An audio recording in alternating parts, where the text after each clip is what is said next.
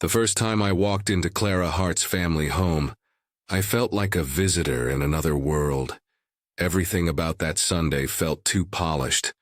The trimmed hedges, the marble floors, the expensive perfume hanging in the air. Even the laughter sounded rehearsed, like everyone had practiced how to sound rich. Clara held my hand as we walked toward the back patio where her family was gathered for what she called a small family meetup. To me, it felt like a board meeting mixed with a royal reception. There were 15 people, all dressed casually, in the way rich people are, where every shirt still costs more than a month's rent. Clara looked stunning, as always. Her soft brown hair caught the sunlight, her summer dress glowing faintly in the golden hour. I used to joke that she didn't just enter rooms, she changed their temperature. We'd been together for a year. We met at a startup networking event downtown. Me, a small-time software developer trying to pitch a new cybersecurity product. Her, a marketing consultant volunteering for a local entrepreneur panel. I didn't even know her last name at first. I just knew she was kind, witty, and had that rare ability to make you feel like the only person in a crowded room.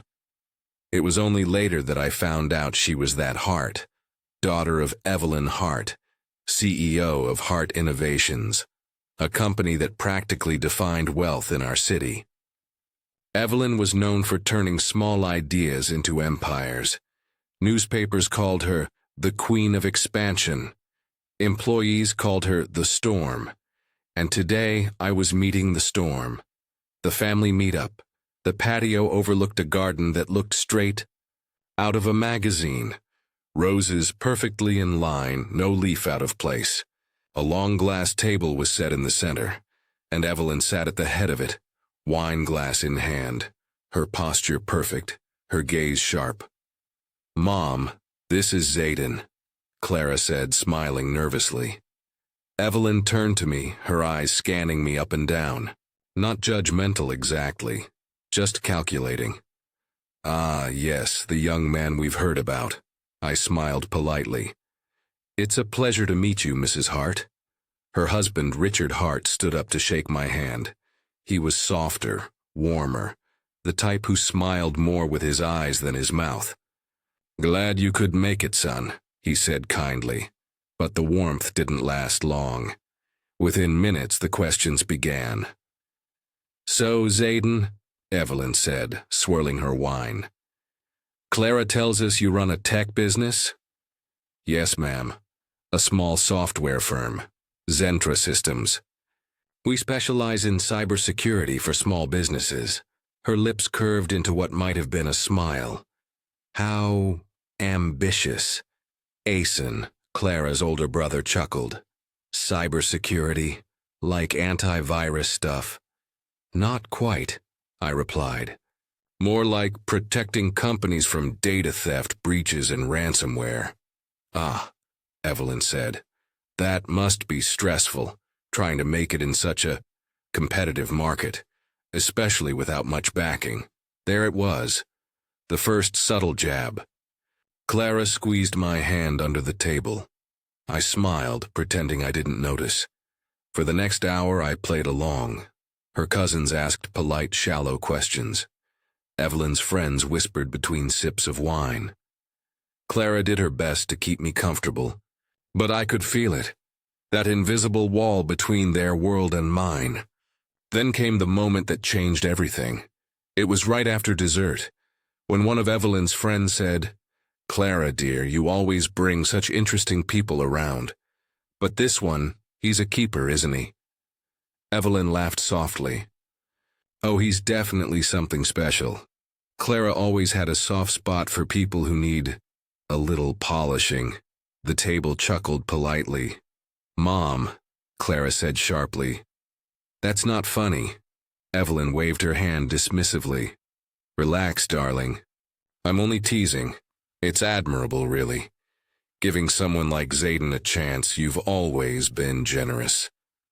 The laughter died. Everyone knew it wasn't just a joke. I felt my throat tighten. For a moment I didn't know whether to laugh, to leave, or to call her out. But I looked at Clara, her cheeks flushed, her eyes watering, and I decided silence would hurt her more. So I set my fork down and said calmly, "You're right, Mrs. Hart. Clara is generous, but she didn't give me a chance. We gave each other one. And it's been the best partnership of my life." The room froze. Evelyn blinked. Her smile faded. Then she said quietly, "Of course. But the damage was done." I stayed polite until the end, thanked everyone for the meal, and excused myself. Clara followed me to the car. "I'm so sorry," she whispered. "I didn't know I took her hand. You don't have to apologize for her. I'm fine." But I wasn't fine. Not really. That night I lay awake staring at the ceiling, her words echoing in my head. Someone like Zayden. That was the moment I decided I'd never again let anyone speak that way about me, or about where I came from. The rise I threw myself into work like a man possessed. Every ounce of embarrassment, every flash of anger, I poured it into Zentra. Days turned into nights, nights into weeks. I slept in my office, ate cheap takeout, coded until my fingers cramped. My small team believed in me, even when I didn't. We built new software that changed everything, an affordable data security system that small and mid-sized companies could actually afford. Within months, word spread. Contracts started rolling in. By the end of the first year, Zentra Systems wasn't a struggling startup anymore. We had investors, partnerships, and recognition. By the second year, we were turning down offers from bigger firms, including one from Hart Innovations, Evelyn's company. I didn't know whether to laugh or smile when that email landed in my inbox. The second meeting, it was a rainy Tuesday afternoon when my assistant walked into my office. "Sir, there's someone here to see you, Mrs. Evelyn Hart." I looked up from my laptop. "She's here?" "Yes, no appointment," I nodded. "Show her in." When Evelyn walked into my office, she looked exactly the same. Elegant, polished, confident. But her eyes held something new. "Something human, Zayden," she said softly.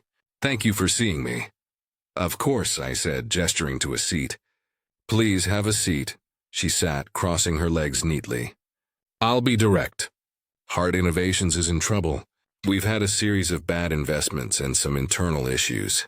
We believe Zentra's technology could help stabilize us. I'd like to discuss a potential acquisition or partnership." I studied her face. She was composed, but her tone carried humility. "Interesting," I said. "You want to work with me? After what happened 2 years ago?" She met my gaze. "I do, and I owe you an apology." Silence filled the room. "I was wrong," she said quietly. "That day I judged you based on where you came from, not who you were. I thought you were after Clara's lifestyle, not her heart. I was arrogant." Her words caught me off guard.